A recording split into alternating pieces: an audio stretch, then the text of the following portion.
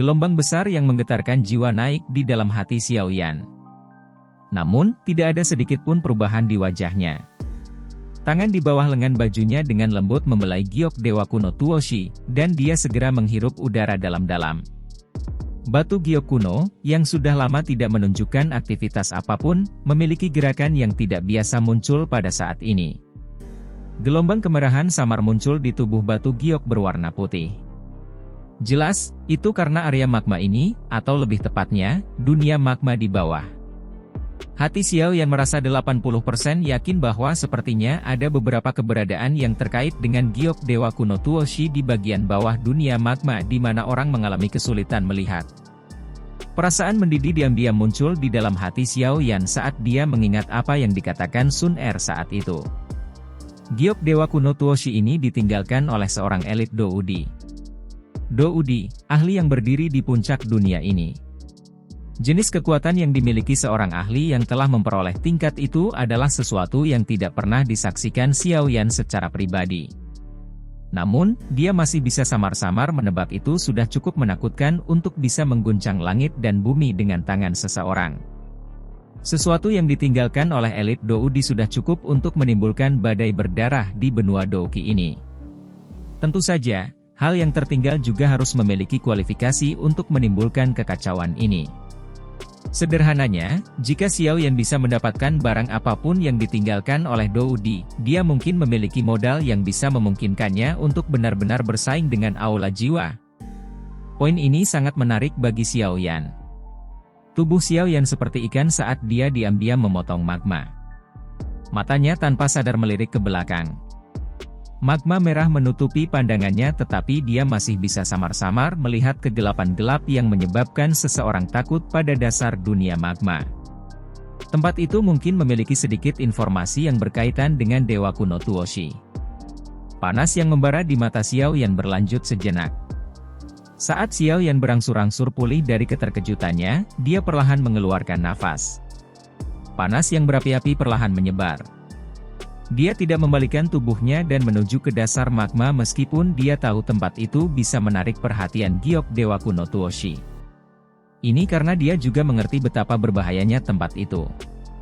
Saat ini dia memang membutuhkan kekuatan untuk menyelamatkan ayahnya dan Yao Lao. Namun, prasyaratnya adalah dia harus tetap hidup. Tentu saja, Xiao Yan telah melakukan banyak hal yang mempertaruhkan nyawanya di masa lalu. Namun, dia selalu memiliki garis bawah. Kali ini, jika dia segera berbalik dan memasuki dasar magma misterius itu, Xiao Yan tidak yakin bisa melarikan diri hidup-hidup. Jika dia kehilangan nyawanya, kekuatan besar tidak akan berguna lagi. Dia bukan lagi pemuda sembrono dari tahun-tahun sebelumnya. Dia tahu hal-hal apa yang layak dilakukan dan bagaimana melakukannya. Selain itu, giok dewa kuno Tuoshi adalah kunci yang membuka hal yang ditinggalkan dewa kuno Tuoshi. Apa yang bisa dia lakukan jika benda yang ada di dasar magma benar-benar sesuatu yang ditinggalkan oleh dewa kuno Tuoshi? Xiao Yan jelas mengerti bahwa kunci di tangannya hanyalah sebagian dari kunci lengkap. Dengan memegang fragmen kunci, kemungkinan dia hanya bisa menonton benda itu dan menghela nafas bahkan jika dia berhasil mendapatkan apa yang ditinggalkan oleh dewa kuno Tuoshi. Dengan kekuatannya saat ini, Xiao Yan bahkan tidak bisa menerobos manusia kadal api, apalagi keberadaan menakutkan yang bahkan Tian Huo Zunze takuti. Dia mungkin berakhir dengan akhir yang menyedihkan dari kembali dengan tangan kosong setelah membayar harga yang lumayan. Harga semacam ini bukanlah sesuatu yang Xiao Yan mampu. Banyak pikiran melayang di sekitar hati Xiao Yan, menyebabkan Xiao Yan berangsur-angsur tenang. Dia mengatupkan giginya dan dengan paksa menoleh. Setelah itu, dia mengembalikan batu giok kuno di cincin penyimpanannya tanpa meninggalkan jejak. Pada saat ini, tubuhnya masih memiliki jiwa Tian Huo Zunze. Orang ini bukan Yao Lao. Sesuatu seperti giok dewa kuno Tuoshi, yang cukup untuk membangkitkan kecemburuan seorang elit Douzun, tidak boleh bocor ke orang lain. Oleh karena itu, Xiao Yan dengan tegas mengunci apapun yang terjadi di tempat ini di dalam hatinya. Mungkin ketika dia memiliki kekuatan asli di masa depan, dia akan dapat secara terbuka kembali ke dunia magma ini dan menyelidikinya. Namun, waktu itu jelas bukan sekarang. dia harus menjaga rahasia ini sendirian. Dia tahu bahwa jika masalah ini menyebar, Akademi Jianan tidak akan pernah mengalami hari yang damai lagi. Xiao Yan perlahan menekan kegembiraan di hatinya. Lengan bajunya bergetar hebat dan Do Uqi meludah sejak saat itu. Kecepatan berenangnya tiba-tiba dipercepat. Dengan Tianhuo Zunze menyembunyikan aliran magma, dia bisa meningkatkan kecepatannya tanpa rasa takut karena dia tidak akan dirasakan oleh ras kadal api itu. Dengan bantuan Tianhuo Zunze kali ini, perjalanan Xiao Yan sangat lancar. Sekitar 10 menit kemudian, dia meninggalkan daerah di mana ras kadal api ada. Suhu dan tekanan di dalam magma pada saat ini juga melemah. Jelas, dia tidak jauh dari permukaan laut magma. Xiao Yan perlahan menghela nafas lega di dalam hatinya. Dia melihat magma yang cerah di atas sebelum segera menundukkan kepalanya. Melihat dunia magma di belakangnya, dia bergumam di dalam hatinya, aku akan kembali lagi. Permukaan laut magma yang tenang hampa angin dan ombak. Hanya ada sedikit suara gelembung yang meledak. Seluruh dunia magma masih sepi. Tiba-tiba, suara sesuatu yang menembus permukaan air terdengar. Segera, sosok manusia, yang seluruh tubuhnya terbungkus api berwarna hijau, bergegas keluar dari magma. Akhirnya, sosok itu melayang di udara. Wajah terengah-engah sosok itu mengungkapkan senyum setelah lolos dari kematian. Aku akhirnya meninggalkan tempat sialan itu. Xiao Yan menyeka keringat dingin dari dahinya dan tanpa sadar tersenyum. Menjelajahi bawah tanah kali ini benar-benar berisiko.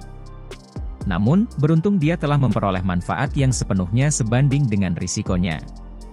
Tidak hanya dia benar-benar menyelesaikan kekhawatiran mengenai menara pemurnian Ki Langit berkobar, tetapi dia juga memperoleh keterampilan pengendalian yang sebanding dengan teknik Dou kelas Tian pada penguasaan keterampilan.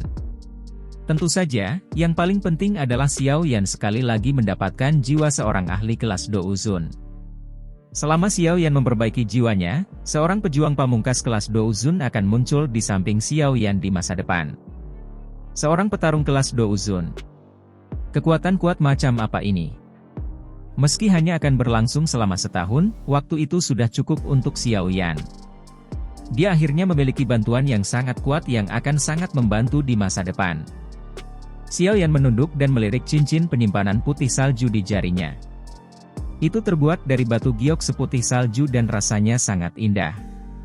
Seseorang akan merasakan perasaan halus saat bersentuhan. Ada juga perasaan ramping untuk itu. Orang dahulu mengatakan bahwa seorang pria seperti batu giok. Yang mereka maksud adalah perasaan semacam ini yang menyebabkan seseorang merasa santai. Sudut mulut Xiao Yan terbuka tanpa sadar. Adegan ini menyebabkan dia tiba-tiba teringat adegan pertemuan pertamanya dengan Yao Lao di kota Wutan saat itu. Hatinya merasakan kehangatan samar saat dia mengingatnya saat ini.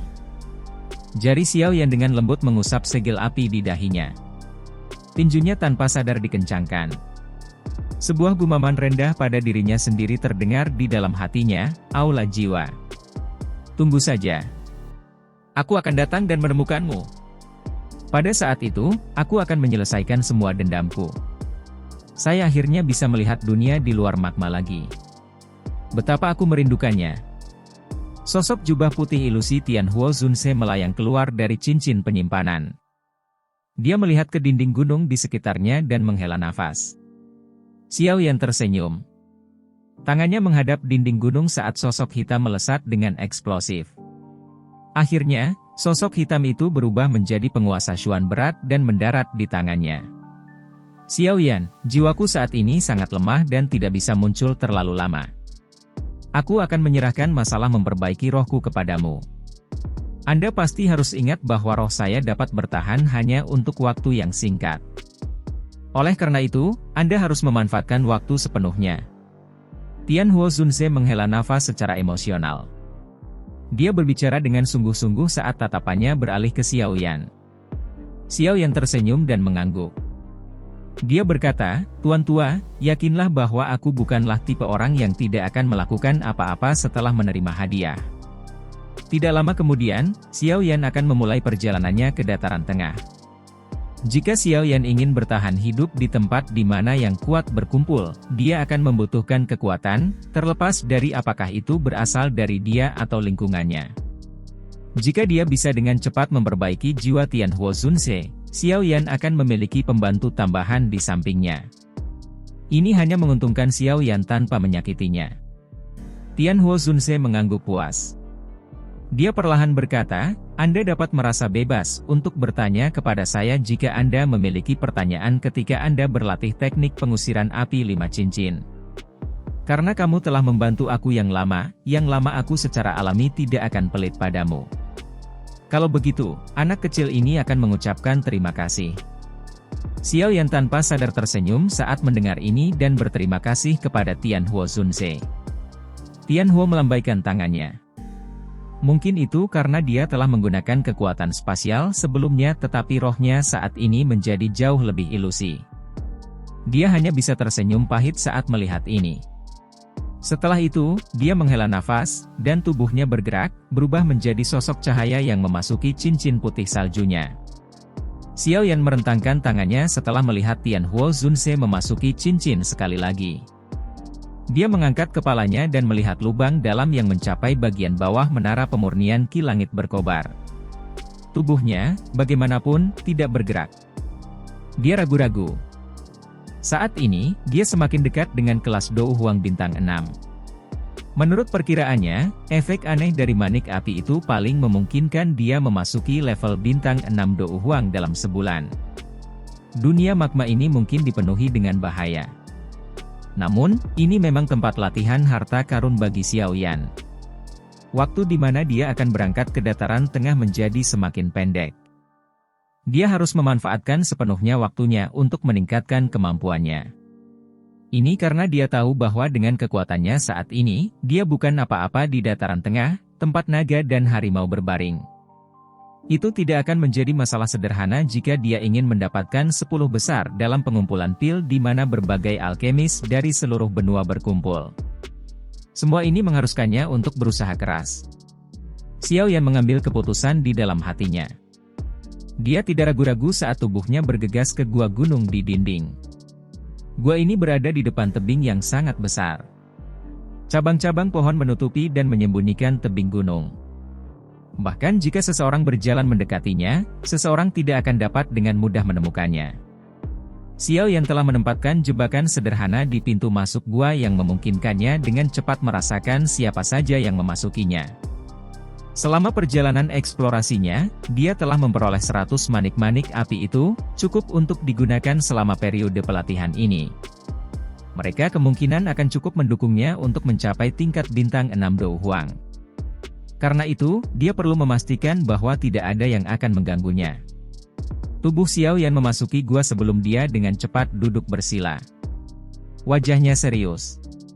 Kali ini, dia perlu menggunakan kecepatan tercepat untuk melakukan terobosan menjadi bintang 6 Dou Huang,